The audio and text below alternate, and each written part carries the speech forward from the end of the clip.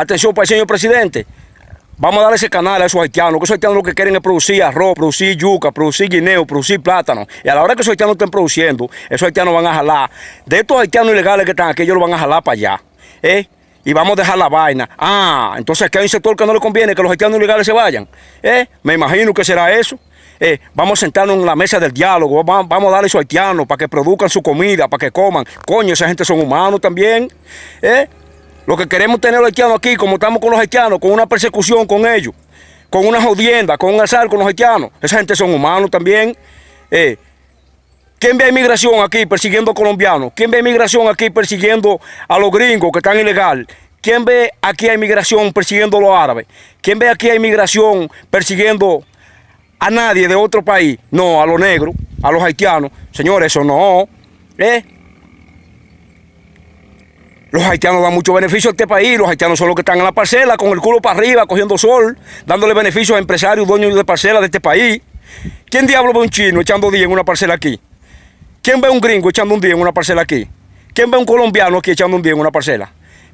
¿Quién ve un árabe echando un día en una parcela aquí? No son los haitianos los tipos que están dando beneficio a este país. Los empresarios de este país, los dueños de fincas, son haitianos que contratan, porque aquí hay un sistema que el trabajo que el dominicano hace en 10,000, al haitiano se lo pagan en 4,000.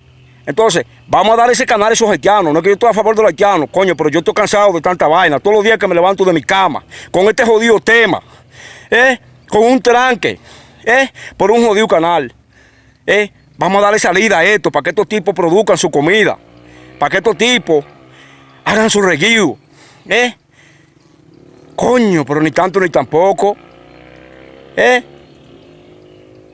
Vamos a cambiar esta metodología. Vamos a buscar la forma para que estos tipos, estos ilegales de aquí, ellos mismos tengan la manera de producir su comida en Haití. Y menos carga vamos a tener. El dominicano cada día más lo que esté como más bruto. El dominicano como que nos recapacita, como que esta vaina la tiene llena de pana aquí adentro. Demasiado maltrato para los haitianos. Es verdad, coño, no tiene que explotar. Porque los haitianos nomás no son los que hacen delincuencia. Aquí hay dominicanos que también son delincuentes en cantidad. Entonces aquí cualquiera comete errores. Vamos a cambiar esta vaina.